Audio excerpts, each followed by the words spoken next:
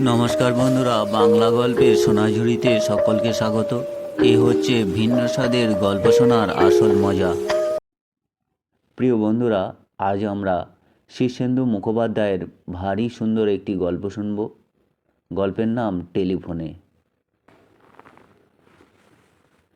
Telephone তুললেই একটা গম্ভীর গলা শোনা যাচ্ছে, 6491 6491 6491। সকাল থেকে ডায়াল টোন নেই। টেলিফোনের হরেক গণ্ডগোল থাকে বটে, কিন্তু এ অভিজ্ঞতা নতুন। গলাটা খুবই যান্ত্রিক এবং গম্ভীর, খুব উদাসীনও। প্রদীপের কয়েকটা জরুরি টেলিফোন করার কথা ছিল, করতে পারল না। কিন্তু কথা হলো, একটা অদ্ভুত কণ্ঠস্বর কেবল বারবার 4টে সংখ্যা উচ্চারণ করে যাচ্ছে কেন? এর কারণ কি? ঘড়ির সময় জানার জন্য বিশেষ নম্বর ডায়াল করলে একটা যান্ত্রিক কণ্ঠে সময়ের ঘোষণা শোনা যায় বটে, কিন্তু এ তো তা নয়। মিনিটে মিনিটে সময়ের ঘোষণা বদলে যায়, কিন্তু এই ঘোষণা বদলাচ্ছে না। অফিসে এসে সে তার স্টেনোগ্রাফারকে ডেকে টেলিফোনের ত্রুটিটা এক্সচেঞ্জে জানতে বলেছিল। তারপর কাজকর্ম নিয়ে ব্যস্ত হয়ে পড়ল। সে একটা মাল্টি ন্যাশনাল কোম্পানির বড় অফিসার। বহু বছর দিল্লিতে ছিল, সম্প্রতি কলকাতায় বদলি হয়ে এসেছে। কোম্পানি তাকে বাড়ি, গাড়ি ও টেলিফোন দিয়েছে। তার আগে এই পদে ছিলেন কুরুপ্পু নামে দক্ষিণ ভারতের এক ভদ্রলোক। তিনি রিটায়ার করে দেশে ফিরে গিয়ে ফুলের চাষ করছেন বলে শুনেছেন প্রদীপ। খুবই দক্ষ ও অভিজ্ঞ মানুষ ছিলেন তিনি। রিটায়ার করার বয়স হলেও কোম্পানি তাকে ছাড়তে চায়নি, বরং আরও বড় পোস্ট দিয়ে তাকে ধরে রাখতে চেয়েছিল। কুরুপ্পু কিছুতেই রাজি হয়নি। দুপুরের লাঞ্চের আগে সে একটা পার্টিকে একটা বকেয়া বিলের জন্য তাগাদা করতে গিয়ে টেলিফোন তুলে ডায়ালের প্রথম নাম্বারটায় বোতাম টিপতেই আচমকা সেই উদাসীন গম্ভীর যান্ত্রিক কণ্ঠস্বর শুনতে পেল, 6491। তারপরেই অবশ্য কণ্ঠস্বর থেমে গেল। প্রদীপ খুবই অবাক হয়েছিল। সামলে নিয়ে বাকি নম্বর ডায়াল করতে গিয়ে রিং বাজলো এবং ওপাশে একজন ফোনও ধরল। প্রয়োজনীয় কথা সেরে নিয়ে প্রদীপ খুব চিন্তিতভাবে অফিসের ইলেকট্রনিক টেলিফোনের দিকে চেয়ে রইল। এই ফোনেও কণ্ঠস্বরটা এলো কী করে? এসব হচ্ছে কি? কলকাতার বাড়িতে প্রদীপের আত্মীয় স্বজন কেউই নেই। তার মা, বাবা, বোন, ভাই সব দিল্লিতে। সে বিয়ে করেনি, একা থাকে। একজন রান্নার ঠিকের লোক রেঁধে দিয়ে যায়, আর ঘরদোর সাফ করা, বাসন মাজা ও কাপড় কাচার জন্য ঠিকে একজন কাজের মেয়ে আছে। তারা কেউই বাড়িতে থাকে না। আলিপুরের নির্জন অভিজাত পাড়ায় তিনতলার মস্ত ফ্ল্যাটে প্রদীপবাবু সম্পূর্ণ একা। তবু প্রদীপ হঠাৎ ফ্ল্যাটের নম্বর ডায়াল করলো এবং শুনতে পেল ওপাশে রিং হচ্ছে। মাত্র 3বার রিং বাজতেই কে যেন ফোনটা উঠালো, কিন্তু কথা বলল না। প্রদীপ বলল, হ্যালো হ্যালো। কেউ জবাব দিল না। কিছুক্ষণ পর ফোনটা কেউ আস্তে নামিয়ে রাখলো। দুপুরবেলাতেও প্রদীপের শরীর হিম হয়ে এলো। এসব হচ্ছেটা কি? যদি রং নাম্বারই হয়ে থাকে, তাহলে ওপাশ থেকে কেউ না কেউ সাড়া দেবে। বিকেলে পার্টি ছিল। ফ্ল্যাটে ফিরতে একটু রাতই হয়ে গেল তার। আর ফেরার সময় মাথায় দুশ্চিন্তাটা দেখা দিল। সে অলৌকিকে বিশ্বাসী নয়, কিন্তু কোনো ব্যাখ্যাও তো পাওয়া যাচ্ছে না। দরজা খুলে ফ্ল্যাটে ঢোকার পর একটু গা ছমছম করছিল।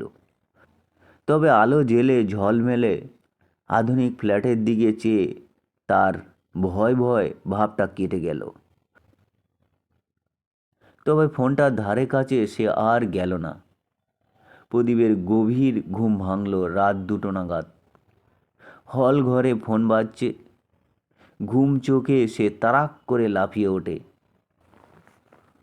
দিল্লিতে মা বাবার শরীর খারাপ হলো না তো? ফোন ধরতেই শিউরে উঠল সে। সেই যান্ত্রিক উদাসীন গম্ভীর গলায় বলতে লাগলো, 6491, 6491, 6491। ফোনটা রেখে দিল সে। বাকি রাতটা আর ঘুমোলো না। বিছানায় এপাশ ওপাশ করে কাটিয়ে দিতে লাগলো। কলকাতার টেলিফোন ব্যবস্থা যে খুব খারাপ তা প্রদীপ জানত। তবে সকালে ব্রেকফাস্টের সময় টেলিফোন বেজে উঠতেই প্রদীপ যখন কম্পিত বক্ষে গিয়ে টেলিফোন ধরল, তখন একটি অমায়িক কণ্ঠস্বর বলল, স্যার, আপনি টেলিফোন খারাপ বলে কমপ্লেন করেছিলেন কাল, কিন্তু আমরা টেস্ট করে দেখেছি আপনার লাইনে কোনো গণ্ডগোল নেই।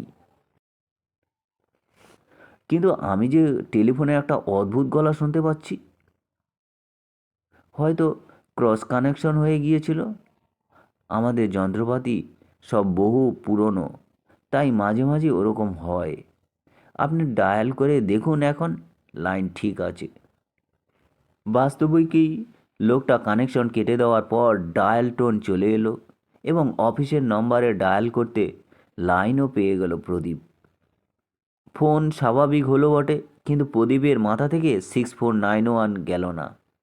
কাজকর্মের ব্যস্ততার ফাঁকে ফাঁকে নম্বরটা মনে পড়তে লাগলো। এক আধবার প্যাডে নাম্বারটা লিখেও রাখলো। বিকেলের দিকে কয়েকটা চিঠি সই করতে গিয়ে হঠাৎ চিঠির উপরে টাইপ করা তারিখটা দেখে সে একটু সচকিত হলো। 2491, অর্থাৎ 91 সালের 2রা এপ্রিল। 6491 মানে কি এপ্রিলের 6 তারিখ? কথাটা টিকটিক করতে লাগলো মাথার মধ্যে। অফিস থেকে বেরিয়ে সে গেল একটা ক্লাবে টেনিস খেলতে। তারপর একটা হোটেলে রাতের খাবার খেয়ে ফ্ল্যাটে ফিরল। টেনিস খেলার ফলে ক্লান্ত শরীরে খুব ঘুম পাচ্ছিল। শোয়ার আগে সে সভয়ে টেলিফোনের দিকে চেয়ে রইল। দিল্লিতে ফোন করে মা বাবার একটা খবর নেওয়া দরকার। ফোন করাটা উচিত হবে কি না যদি আবার না, ফোন তুলে ডায়াল টোনেই পাওয়া গেল। দিল্লির লাইনও পাওয়া গেল একবারেই। মা বাবা ভাই বোনের সঙ্গে বেশ কিছু কথা বলে মনটা হালকা লাগলো। আজ শুয়েই ঘুমিয়ে পড়ল। 3-4 দিনেই আর কোনো অস্বাভাবিক ঘটনা ঘটল না।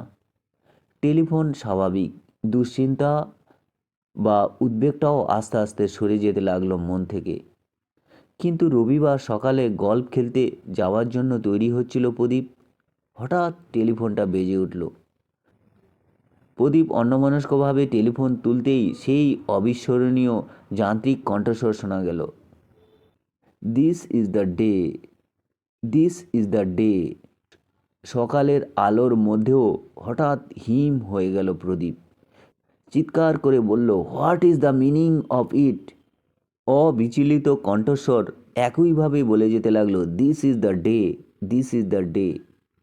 প্রদীপ চিৎকার করে ধমকালো, দু একটা নির্দোষ গালাগালও দিল, কাকুতি মিনতিও করল, কিন্তু কণ্ঠস্বরের অধিকারী ওই একটা বাক্যই উচ্চারণ করে গেল। এপ্রিলের কলকাতা এমনিতেই গরম। ফোনে চেঁচামেচির পর আরও ঘেমে উঠল সে। ফোনটা রেখে কিছুক্ষণ ঝিম মেরে বসে রইল। এর হঠাৎ খেয়াল হলো তার, আজ এপ্রিলের 6 তারিখ, 6491। আজকের দিনটার সম্পর্কে কেউ তাকে কিছু বলতে চাইছে কি? কি বিশেষত্ব এই দিনটার? আজ তো চমৎকার একটা দিন। তাদের অফিসের সবচেয়ে বড় ক্লায়েন্ট মান্টু সিং সারখেরিয়ার আমন্ত্রণে তারা আজ যাচ্ছে কলকাতার বাইরে, দিল্লি হাইওয়ের কাছে সারখেরিয়ার বিশাল বাগানবাড়িতে। সকালে ওখানে গল্ফ আর টেনিসের আয়োজন, দুপুরে বিশাল লাঞ্চ, সন্ধেবেলার হাই টি, তারপরেও গান বাজনা হবে। একেবারে ডিনার সেরে ফেরার কথা। কিন্তু এমন চমৎকার মজায় ভরা দিনটা নিয়ে চিন্তা করার কি আছে? ফুরফুরে হাওয়ায় হাওড়া ব্রিজ পেরিয়ে দিল্লি রোড হয়ে সরখেরিয়ার বাগানবাড়িতে পৌঁছানোর সময় দুশ্চিন্তাটা কখন যেন উবে গেল। অনেক অতিথি জড়ো হয়েছে, হাসি হট্টগোল চলছে।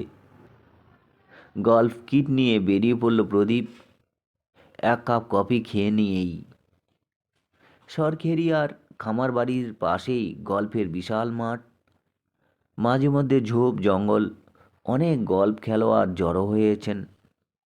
খেলতে খেলতে সব দুশ্চিন্তা সরেও গেল তার মাথা থেকে। বলটা একটা ঝোপ জঙ্গলের মধ্যে গিয়ে পড়ল। প্রদীপ বল খুঁজতে সেখানে ঢুকল। জায়গাটা যেন অন্ধকার এবং দুর্গম, কিন্তু জঙ্গলটা এমন জায়গায় যে গর্ত পর্যন্ত যেতে হলে ওই জঙ্গলটা তাকে পেরোতেই হবে। সেই জঙ্গলে নিচু হয়ে বলটা খুঁজবার সময় আচমকাই একটা দুরাগত কণ্ঠস্বর যান্ত্রিকভাবে হঠাৎ বলে উঠল, দিস ইজ দ্য ডে। একটা ক্লিক করে শব্দ হলো কোথা থেকে। সন্দেহজনক কিছু নয়, কিন্তু হঠাৎ প্রদীপের ষষ্ঠ ইন্দ্রিয়ই যেন কিছু জানান দিল। সে বিদ্যুৎ গতিতে মাটিতে উপুর হয়ে শুয়ে পড়ল। আর হঠাৎ একটা বন্দুকের শব্দ শোনা গেল।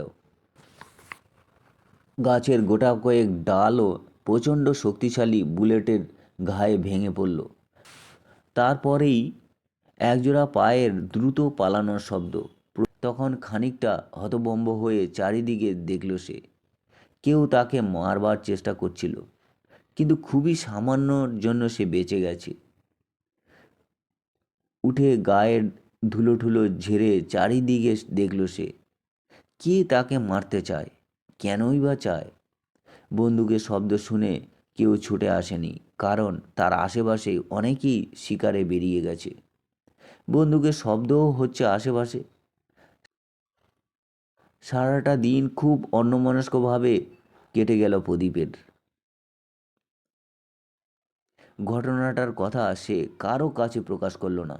রাতে বাড়ি ফিরে সে টেলিফোনটার দিকে চেয়ে রইল কিছুক্ষণ। টেলিফোনে ওই দিনটার পূর্বাভাস দেওয়া হচ্ছিল তাকে, কিন্তু কেন? কে দিচ্ছিল? রাত 10:30 নাগাদ টেলিফোন বেজে উঠল। সব ভয়ে টেলিফোন ধরল প্রদীপ। হ্যালো। ওপাশ থেকে একটা ভরাট গলায় তার নম্বরটা উচ্চারণ করে ইংরেজিতে জিজ্ঞেস করল, এই নম্বর তো? হ্যাঁ, আপনি কে?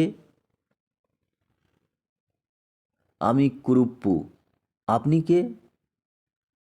প্রদীপ রায়। ও হ্যাঁ, আমি আপনার নাম জানি। দিল্লিতে ছিলেন। শুনুন, জরুরি একটা কথা আছে। সরখেরিয়ার 1,40,00,000 টাকার একটা বিল আছে। আপনি কি সেটা পাস করে দিয়েছেন? না, বিলটা একটু ইরেগুলার। ক্ল্যারিফাই করার জন্য ডিপার্টমেন্টকে বলেছি। খুব ভালো। ওই বিলটা একদম জালি, কিন্তু বিলটা আটকালে আপনার বিপদ হতে পারে। সরখেরিয়া বিপজ্জনক লোক। বোধহয় আপনি ঠিকই বলেছেন। আজ কেউ আমাকে মারবার চেষ্টা করেছিল। হ্যাঁ, এরকম ঘটনা আরও ঘটতে পারে, কিন্তু ভয় পাবেন না। টেলিফোনটার দিকে মনোযোগী থাকবেন। এইবার প্রদীপ চমকে উঠে বলল, হ্যাঁ, টেলিফোনেও একটা অদ্ভুত কাণ্ড হচ্ছে। কুরুপ্পু স্নিগ্ধ গলায় বললেন, জানি মিস্টার রায়। ভূত মাত্রই কিন্তু খারাপ নয়। অন্তত ওই ফ্ল্যাটেই যে থাকে সে খুবই বন্ধুভূত। তাকে অবহেলা বা উপেক্ষা করবেন না, ভয়ও পাবেন না। তাহলেই নিরাপদে থাকতে পারবেন। কিন্তু বিপদের আগেই সে সাবধান করে দেবে।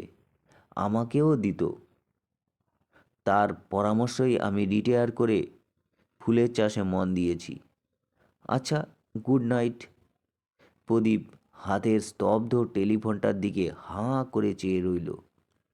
তো বন্ধুরা, এই ছিল শীর্ষেন্দু মুখোপাধ্যায়ের একটি ভারী সুন্দর রহস্যজনক গল্প। গল্প পাঠ আপনাদের যদি ভালো লাগে চ্যানেলটির সঙ্গে থাকবেন, সাবস্ক্রাইব করবেন। সকলে ভালো থাকবেন। ধন্যবাদ।